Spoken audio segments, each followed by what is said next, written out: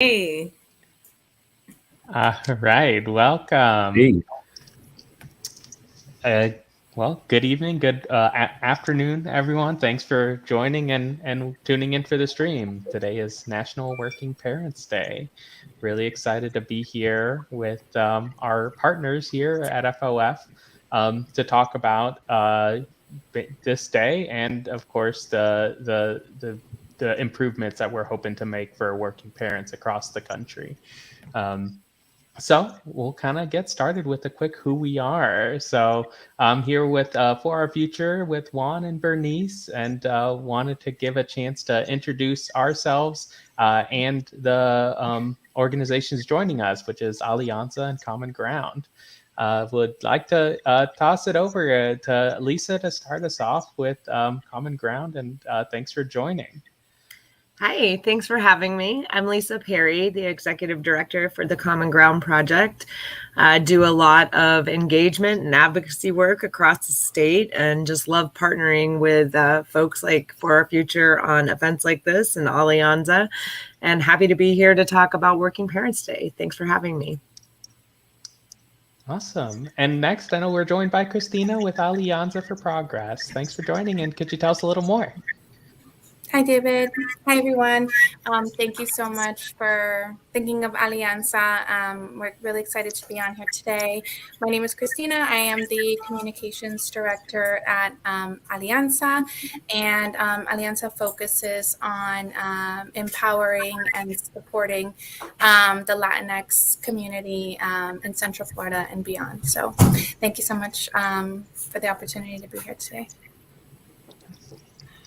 And can't pass over our regionals here with FOF. I have Bernice and Juan. Uh, yeah, if you want to tell us a little more about where you're at and what you do. Hey everyone, my name's Bernice. I'm the regional director with For Our Future in West Central Florida. So that is Tampa and St. Petersburg area. So excited to be on tonight to talk about this really important issue, and excited that we have some awesome parents on this panel today. So I'm going to pass it to one of the amazing parents, which is Juan. yes. Thank you, Bernice. A proud parent, to be a matter of fact. My name is Juan Moore. I'm the regional director For Our Future for the Southern region. So that's Miami-Dade County, Broward County, and Palm Beach. For those who don't know me, and for those who do, thank you for coming again. Thank you for coming back. Thank you for coming today. If this is your first time, um, we hope you enjoyed the discussion for sure. Awesome. Well, we'll go ahead and take a look at our very first basically kind of introductory question for folks out on the panel. So as today is Recognition National Working Parents Day, just want to throw it to the panel, folks that know, what are some unique challenges that working parents have to deal with? I could Are you start. kidding? Oh, sorry. We'll all jump in on this one, right? No, go ahead. Well, childcare is huge. I mean, the list is huge. I could talk a little bit about my experience. I am a single mother. I was a single mother since my daughter was born. She's almost 6 years old now. And for me, the biggest challenge was finding quality childcare and, pursuing my career. Um, I, I'm so grateful to have been able to grow where I am today. But, when I was pregnant with my daughter, I had to work 2 jobs so that I could save up enough money so that I could take a year off after she was born, so I could stay home with her. And then, once it was time for me to get back into the workforce, I realized that the money that I would be making is less than the money that I would be spending in childcare. And those are the sad realities that a lot of working parents have to face. So my heart goes out to all of them, but especially to single mothers. Yeah, absolutely. And I was going to chime in and just say, like, for my part, I was telling somebody the other day, in a COVID world, I mean, it's extremely, that's a unique challenge in itself, especially with the governor that we have, unfortunately. So, I mean, up till like a week into going into school, well, after school was started, we didn't send our kids back right away. So Stephanie had to just fall back, as we decided, like, where the COVID rate's going to go. What's the governor going to do today about the mask mandate? What are the schools? How are the schools going to respond? And so, yeah, of course, childcare came into play. And so childcare is not just always a traditional take it to the daycare situation. Is also showing itself in different fashions and forms, especially in COVID. Yeah, and I'll jump in and piggyback off of you if you don't mind, Juan, because the night before, I have 2 young daughters, they're elementary age, and the night before they were supposed to start school, I had to pull the rug out from underneath their feet, backpacks ready by the front door, because Pinellas County didn't stand up and join the other counties implementing a mask mandate. And our numbers were at 25% then. So I think, National Working Parents Day is a day that we celebrate to honor the things that under normal times that parents go through, right? Like, we are always worried about transportation, not only to your job, but how are you getting your kid to school? How are we doing getting them to the aftercare?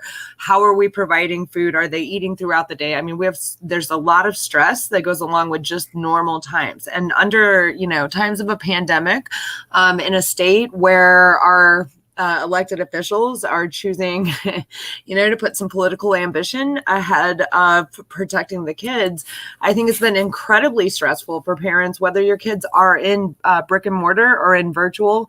We're having to answer questions that we don't have. And I think this is a really important day this year, especially in our state and what we're up against as parents. And so I'm glad that you brought that up.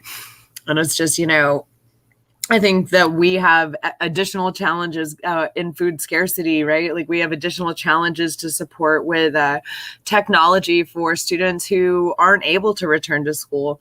My daughter is immunocompromised. She can't go to school right now, until the numbers come down or vaccines are available.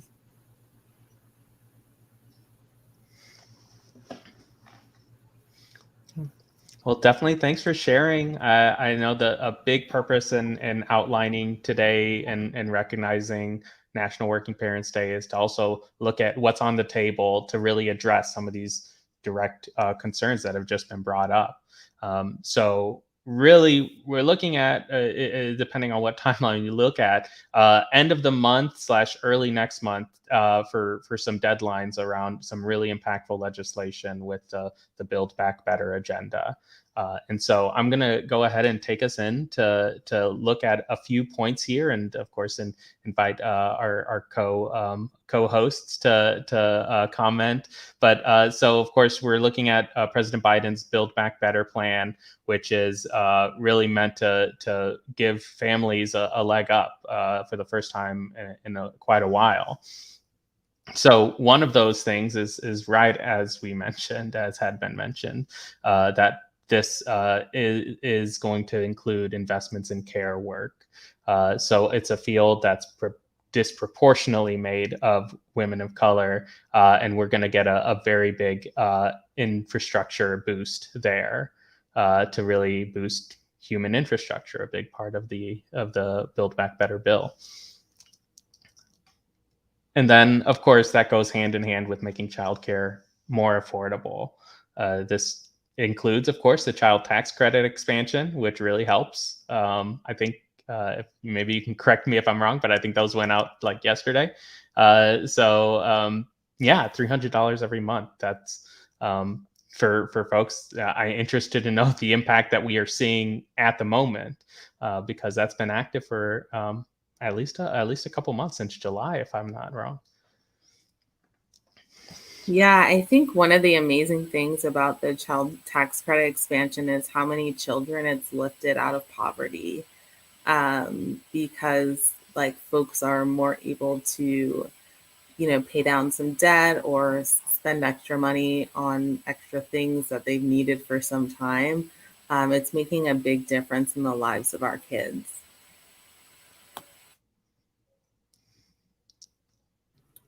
And I also just want to add that I think it came at a perfect time, with going back to school, a lot of those kids needed, a lot of kids need new clothes, new shoes, school supplies. So I don't think it could have came at a better time. Yeah, I agree with that.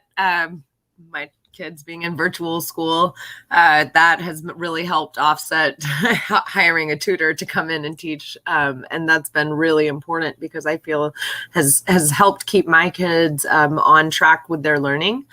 And I'm sure that parents across the state, we have a lot of bills stacking up with being out of work, missing work because of COVID, and this tax credit is just incredible.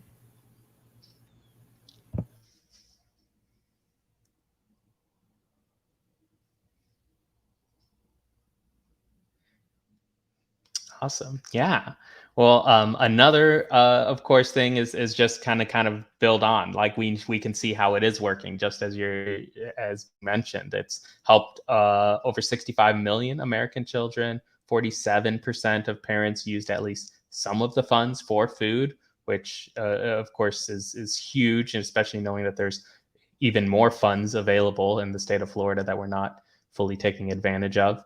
28% use the money to help pay down debt, ease economic burden, and then also clothing, which I think goes back into the back to school portion of the year.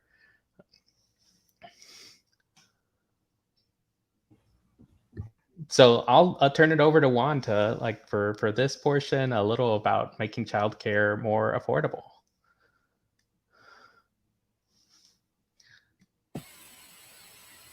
Oh, you're on mute, You're Juan. on mute. Every time it gets me.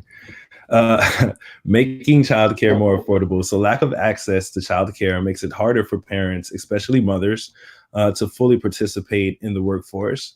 The Build Back Better agenda will improve childcare facilities, build new supplies in high need areas, and help get over 2 million women back in the workplace.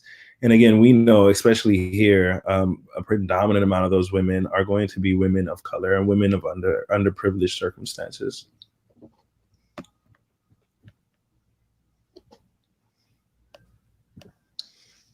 We can go to the next slide if you want to. Yeah.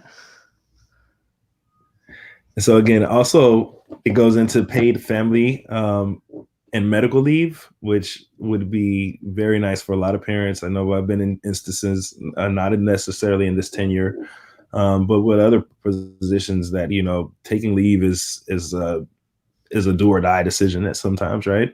So starting a family should not end a career, and yet thousands of people have to make that choice when their employer doesn't offer family leave.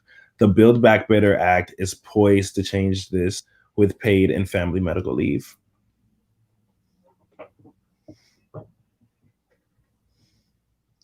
And I know this has been huge, like a huge point of campaign with a very specific, essentially, right, the paid leave for all campaign across the country. Like getting this in would be a game changer for lots of folks. And I am interested to open it a little more with what Christina was mentioning in terms of like what difference could we imagine this making for working parents, with everyone's experience with regards to being able to take time off from work or having that time set aside for family events. Yeah, so I mean, through this paid family and medical leave, that would give parents 12 weeks of leave, maternity, and I'm assuming paternity as well, which would be, game changing because a lot of employers don't offer this, and especially if you're like a contractor or a freelancer, you don't get any type of benefits. So having 12 weeks of paid leave, after having a child, or, for any medical reason, if your child gets sick, this is huge. And I think that, it will really help parents all across the US and kind of really take some burden and some stress off, worrying when your child gets sick, do you have enough sick time to cover? So I definitely think that the paid family and medical leave will make a huge difference. And especially now, I know with a lot of students in schools, when your kid gets sick, unfortunately, if there were from COVID, then I know there's a lot of stress on parents to get those kids back in school. That's the only way that they have, they've got to go back to work. There is no childcare. So having something like this in place, I think would not only support families, but help our communities, give us that space to be safe.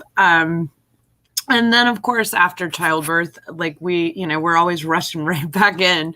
And I think that we would see healthier societies. I think our children would thrive better if we really started to invest in families at the beginning. So I would be so excited to see something like this pass.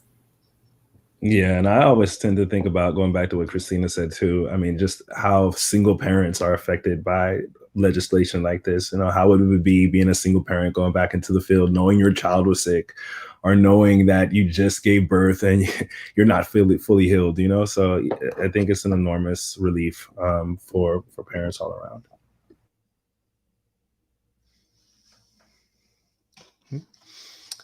And I think one last portion we have here that is, of course, super important is universal pre-K as a part of the Build Back Better agenda. And I know, there's lots of different states that are at lots of different points of implementation on this, but it's so important to recognize the importance of having this available to everyone. And so this is something, it's fundamental, having that education early on. And so while Florida stands to benefit from this, there's historic investment in early childhood education and just evening the landscape across the country for access to central education in the early years. So our schools stand to benefit a great deal from what is coming down here, hopefully very soon.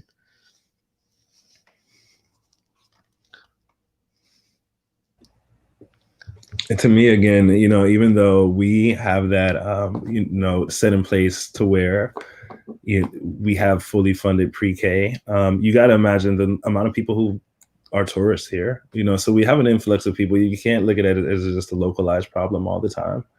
And so I urge all of the senators, just to look at it. I mean, it's for everybody. It's laid out.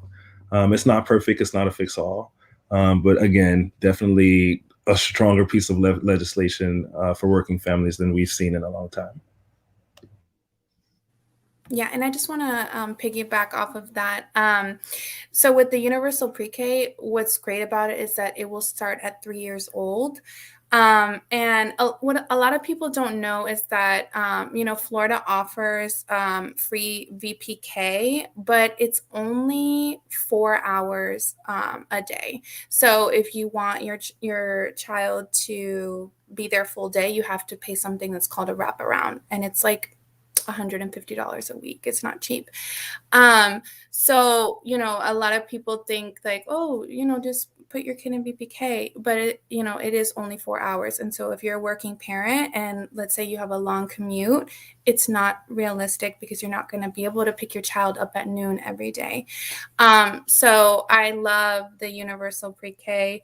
And I really hope it gets passed.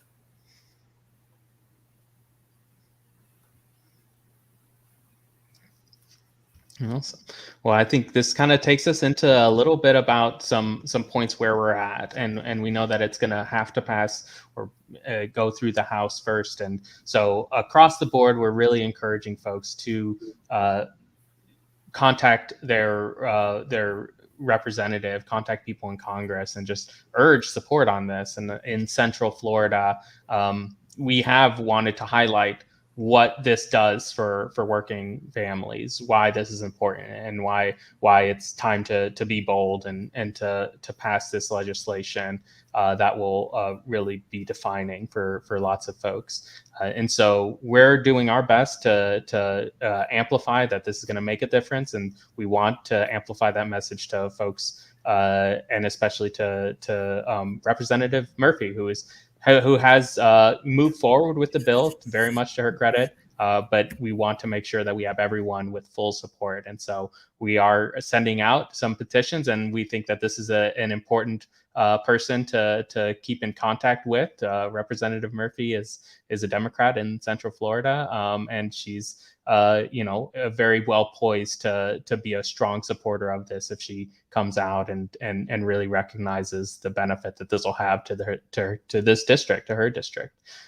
So that's what we're wanting to encourage today. And of course, there's a lot of important calls to action that we can have on improvements to childcare, improvements to our education system here in the state.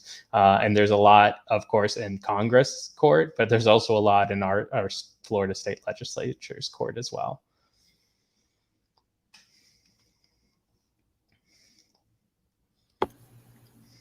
And David, if you don't mind, I'd love to add just that I think that we know that when we invest in families and when we invest in parents and kids, then all of us thrive, right? We invest in our families are successful, which in turn drives our economy, it drives our small businesses, and all of us win, right? And so that's what this legislation really can represent, is more than just an investment in a small community, but really just uplifting our community together, right? Like not just single families individually, but this benefits us all. And so I would encourage our legislators to support this type of legislation passing at the federal level, and also just echoing what you said earlier, which is maybe stop threatening the schools and our families here and our working parents who are trying to recover. On one hand, you see funding being threatened, like to be taken away from schools. And then you see legislation like this that could lift us all to a higher level and get us really building back better and seeing a brighter future for everyone. So just the contrast here is amazing. And I appreciate you guys having me on and an opportunity to speak about this and just celebrating this day. Yeah. And this National Working Parents Day stream has definitely been open. I wanted to see if we've had any comments or if there are any questions that folks have that wanted to have answers to, or any additional points that haven't been brought up yet that we definitely want to amplify.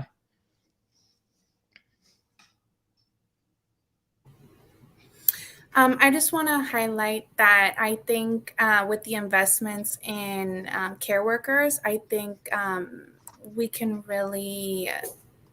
work towards closing the gender pay gap, because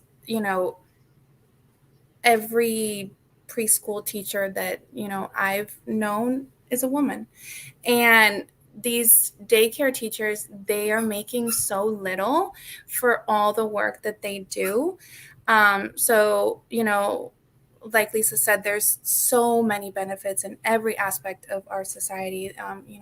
The economy will grow because we'll have more women in the workforce. We'll work towards closing the gender pay gap. So there are benefits for everyone, not just working parents. 100%. Well, awesome. Well, with that, that really outlines a lot of what's at stake here, and the reason why we're really wanting to take this time here in September to do what we can to push in the final weeks that we have in terms of advocacy for these important improvements. So yeah, really grateful that Lisa with the Common Ground Project and Christina, thank you so much for joining. What are some ways that we can stay in touch? What are some upcoming events or activities that your groups are looking forward to? Well, you can stay in touch with Alianza by following us on social media. Alianza for Progress is our handle. We are going to be at the Puerto Rican parade this Saturday here in Orlando. So hope to see you out there. We'll also be at the festival. We'll have a booth set up. We're helping to get people vaccinated. So if you're looking to get vaccinated, come out to downtown Orlando.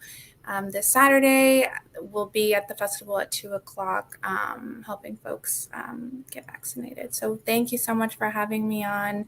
It's been a pleasure, and I love working with you all as always. Yeah, and thank you so much. You can follow Common Ground at the Common Ground Project FLA. That's our handle, and we will have a lot of upcoming, a lot of virtual series and some community events, hosting vaccine pop-up sites as well. So I'm super excited to hear other organizations doing that and looking forward to collaborating. We are also offering some sessions to where if you just want some more information about getting vaccinated, or you're trying to make a decision, we have some access to folks who can tell you their stories, but also some healthcare professionals. So feel free to reach out to us on, just message us on social media regarding that. And as we know, legislative session is about to gear up here. So I'm sure that all of us together, we will be focusing on a lot of voting rights, a lot of redistricting stuff. And so I think that you guys will see us all together again very soon. And thanks again. Awesome. Well, really appreciate all of y'all for joining. Thanks so much for taking the time, and happy National Parents Day, Working Parents Day.